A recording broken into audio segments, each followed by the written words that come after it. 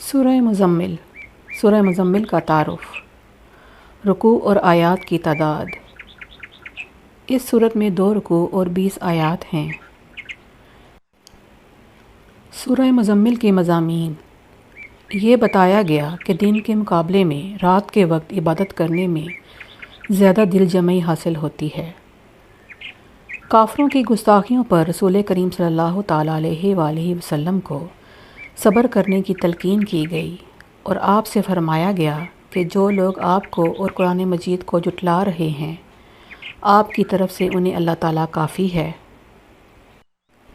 قیامت کے دن کفار کے عذاب کی کیفیت بیان کی گئی اور کفار مکہ کو بتایا گیا کہ جس طرح اللہ تعالیٰ نے فرعون کی طرف رسول بھیجے، اسی طرح اللہ تعالیٰ نے تمہاری طرف بھی ایک رسول بھیجے جو تم پر گواہ ہیں، اور اگر تم بھی ان کی نافرمانی کرتے ہو تو تمہیں فرعون سے زیادہ سخت عذاب میں مبتلا کیا جا سکتا ہے۔